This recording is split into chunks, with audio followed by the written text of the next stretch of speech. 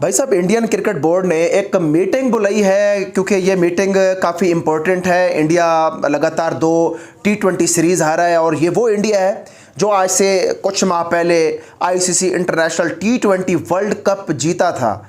जी हाँ, बिल्कुल आप सही सुन रहे हैं। ये वो इंडिया है जो अब पिछले एक महीने में 2 लगातार सीरीज़ें हारा है। उसमें एक सीरीज़ तो ऐसी टीम है जिसको मेरे ख्याल में अभी अभी टेस्ट क्रिकेट का दर्जा मिला है, आयरलैंड को, और आयरलैंड ने भी इनको 2-0 से हरा दिया T20 सीरीज़। उसके बाद जो वाइट वॉश इंग्लैंड ने किया है वो तो मेरे ख्याल में इंडियन कभी नहीं भूलेंगे।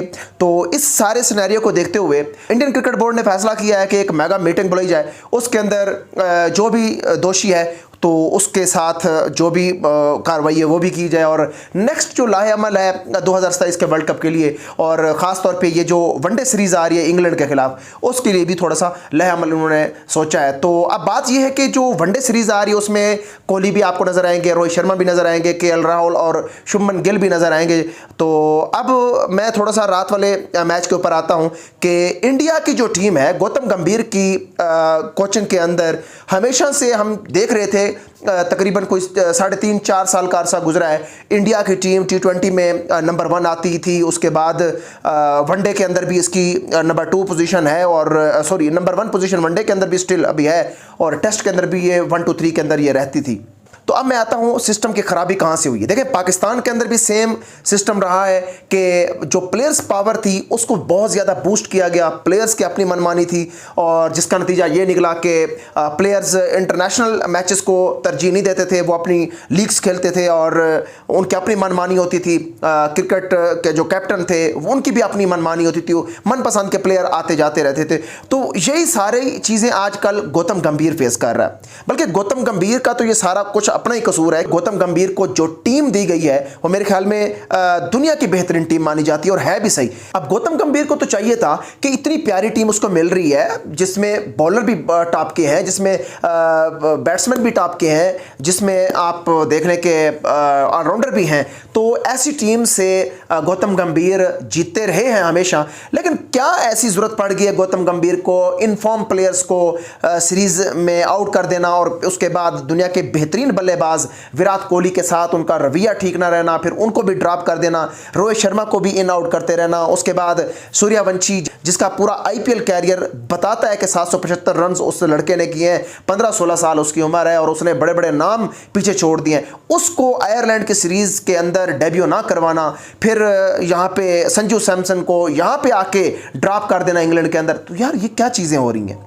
और फिर ऐसे प्लेयर गौतम गंभीर ने खिलाए हैं जो मतलब हमें तो समझ नहीं आती कि ये शेडिगे इसकी क्या जगह बनती है, उसके बाद वाशिंगटन सुंदर की क्या जगह बनती है, तिलक वर्मा लगातार फ्लॉप हो रही हैं, शिवम दुबे लगातार फ्लॉप हो रहे हैं। लेकिन गौतम गंभीर के क्योंकि ये चाहते हैं, गौतम गंभीर को ये पसंद है, इसलिए ये खेलेंगे। हर्षित राणा भी गौतम गंभीर को पसंद है। ये तो बदकिस्मती है कि वो इंजर्ड हो गया, अदरवाइज वो भी इस सिस्टम का हिस्सा होता।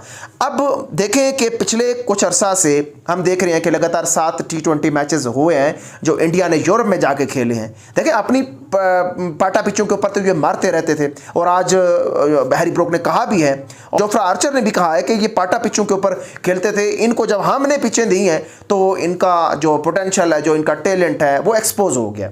तो अब मैं आपको बताऊं कि आज से तकरीबन कोई 2 हफ्ते पहले एक पॉडकास्टिंग में लिविंगस्टोन, जो कि इंग्लैंड के बल्लेबाज हैं, ऑलराउंडर हैं, और उसके बाद माइकल वॉन, जो बेहतरीन बैट्समैन है इंग्लैंड के, उन्होंने कहा था कि यार इंडिया के अंदर इतना टैलेंट है कि इसकी इमर्जिंग, इसकी अंडर 19, इसकी जो मेन फुल फ्लैश टीम अभी वर्ल्ड कप जीती है, अगर इंडिया की 3-4 टीमें भी बनाई जाएं और इनके आपस में मुकाबले करवाए जाएं तो तकरीबन इंडिया से ही दोनों फाइनलिस्ट आएंगे। यानी कि वो कह रहे थे कि ऐसा टूर्नामेंट कराया जाए जिसमें इंडिया की 3 टीमें अगर हम डाल दें या 4 टीमें डाल दें तो वो इंडिया की टीमें ही फाइनल खेलेंगी।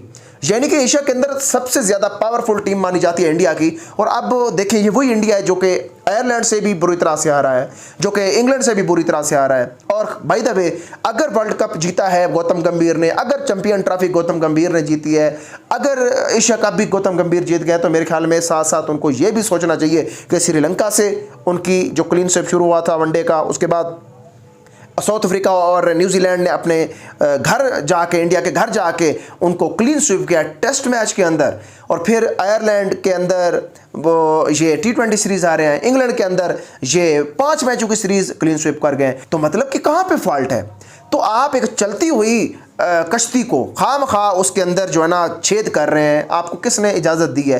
तो लिहाजा अब एक मीटिंग होने जा रही है, तो उस मीटिंग के अंदर सारे जो गलतियां हैं पिछले मतलब 2-2.5 माह में गौतम गंभीर से हुई हैं, या जो प्लेयर्स को इन्होंने रोटेशन पॉलिसी के तहत इन आउट किया है, उसके ऊपर भी खुल के बात ये करेंगे। इसका क्या रिज़ल्ट आता है ये अल्लाह बेहतर जानता है, लेकिन ये है कि ये इंडिया जो है ये उसी सिस्टम को फॉलो कर रहा है जो सिस्टम आज से कुछ दिन पहले पाकिस्तान के अंदर चल रहा था, कि यहाँ पे हर प्लेयर की अपनी मनमानी थी। जब बाबर आजम और रिजवान की जोड़ी आपस में बनी थी, तो उसके बाद पाकिस्तान भी T20 में नंबर 1 आ रहा था, लेकिन इसको तोड़ा गया।